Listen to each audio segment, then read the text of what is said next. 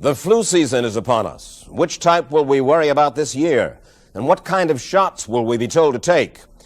Remember the swine flu scare of 1976? That was the year the U.S. government told us all that swine flu could turn out to be a killer that could spread across the nation. And Washington decided that every man, woman, and child in the nation should get a shot to prevent a nationwide outbreak, a pandemic. Well, 46 million of us obediently took the shot.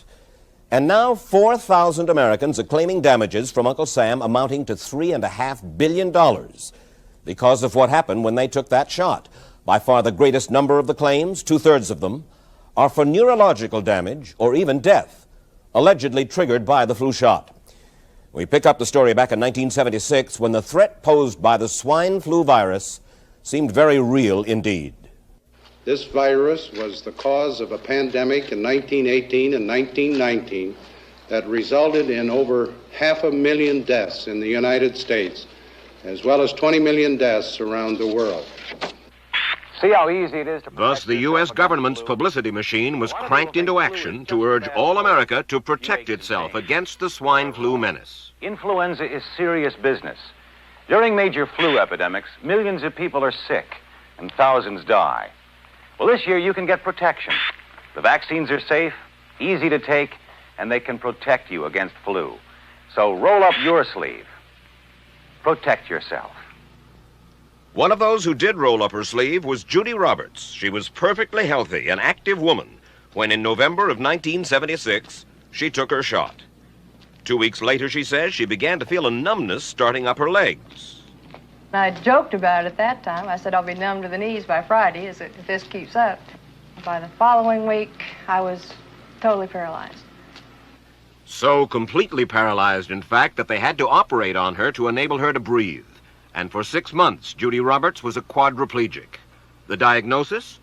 A neurological disorder called Guillain-Barré syndrome, GBS for short. These neurological diseases are little understood.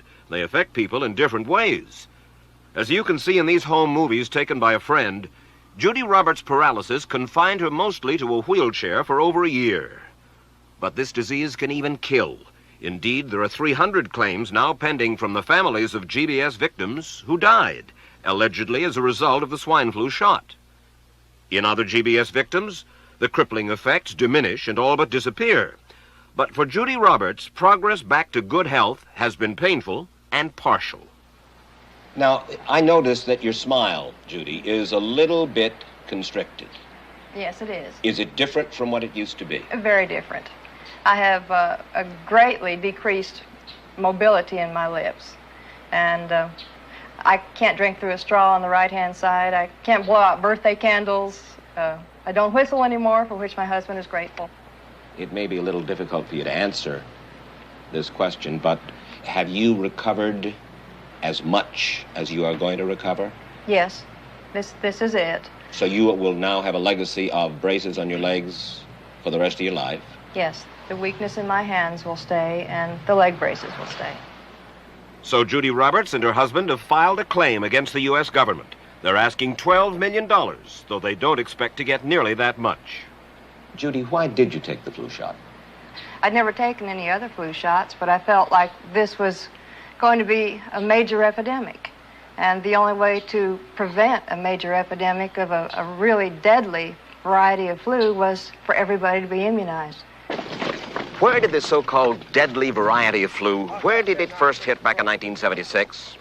It began right here at Fort Dix in New Jersey in January of that year when a number of recruits began to complain of respiratory ailments, something like the common cold. An Army doctor here sent samples of their throat cultures to the New Jersey Public Health Lab to find out just what kind of bug was going around here. One of those samples was from a Private David Lewis who had left his sickbed to go on a forced march. Private Lewis had collapsed on that march, and his sergeant had revived him by mouth-to-mouth resuscitation. But the sergeant showed no signs of illness. A few days later, Private Lewis died. If this disease is so potentially fatal that it's going to kill a young, healthy man, a middle-aged school teacher doesn't have a prayer. The New Jersey lab identified most of those soldiers' throat cultures as the normal kind of flu virus going around that year, but they could not make out what kind of virus was in the culture from the dead soldier and from 4 others who were sick. So they sent those cultures to the Federal Center for Disease Control in Atlanta, Georgia for further study. A few days later, they got the verdict: swine flu. But that much publicized outbreak of swine flu at Fort Dix involved only Private Lewis, who died, and those 4 other soldiers who recovered completely without the swine flu shot.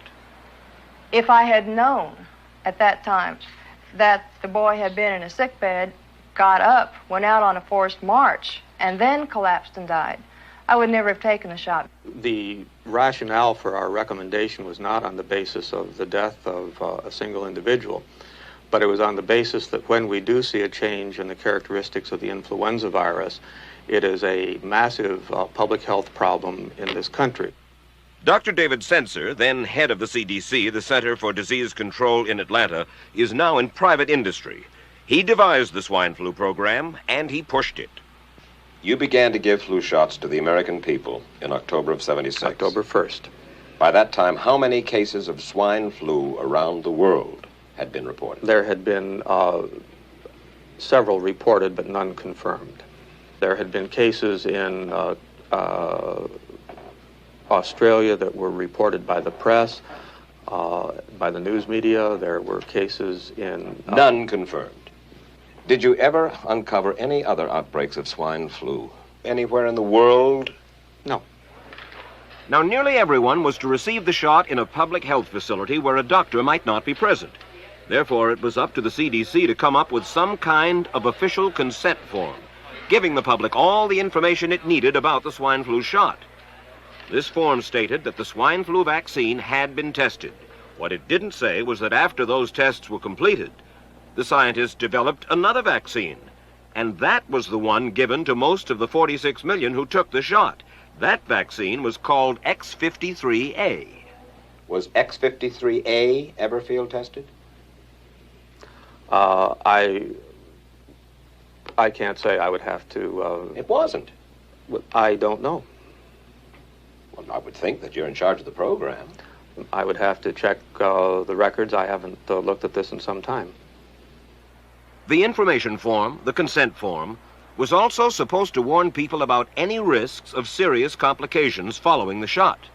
But did it? No, I had never heard of any reactions other than a sore arm, fever, this sort of thing. Judy Roberts' husband, Gene, also took the shot. Yes, I looked at that document. I signed it. Nothing on there said I was going to have a heart attack or I get Guillain-Barré, which I never heard of.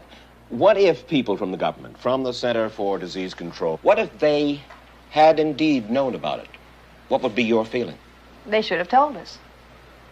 Did anyone ever come to you and say, you know something, fellas? There's the possibility of neurological damage if you get into a mass immunization program? No.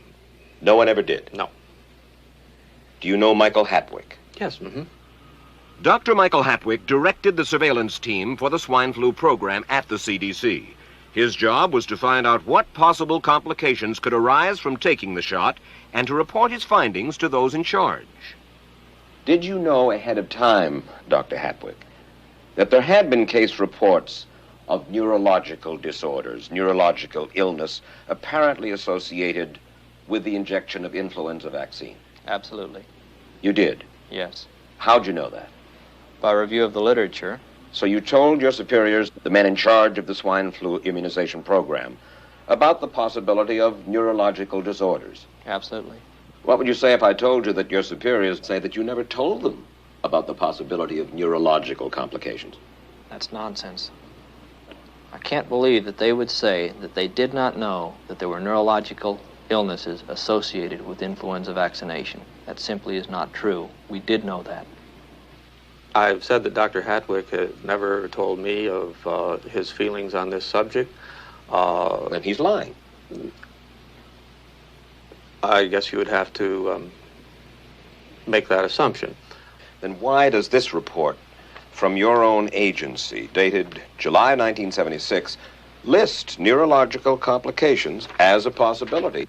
I think the consensus of the scientific community was that the evidence relating neurologic disorders to influenza immunization was such that they did not feel that this association was a real one. You didn't feel it was necessary to tell the American people that information? I think that over the years we have tried to inform the American people as fully as possible. As part of informing Americans about the swine flu threat, Dr. Sensor's CDC also helped create the advertising to get the public to take the shot. Let me read to you from one of your own agency's memos planning the campaign to urge Americans to take the shot. The swine flu vaccine has been taken by many important persons, he wrote. Example, President Ford, Henry Kissinger, Elton John, Muhammad Ali, Mary Tyler Moore, Rudolph Nureyev, Walter Cronkite, Ralph Nader, Edward Kennedy, etc., etc. True?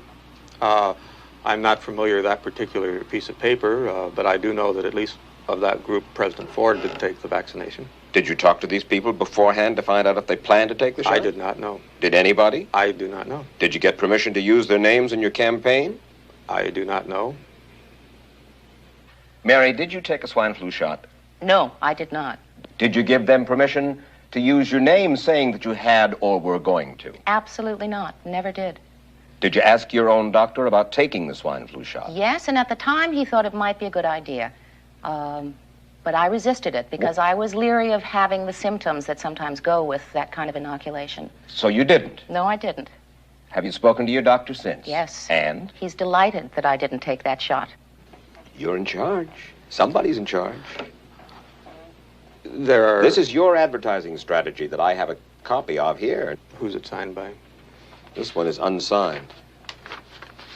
But you'll acknowledge that it was your baby, so to speak. It could have been from Department of Health, Education, and Welfare. It could be from CDC. I don't know.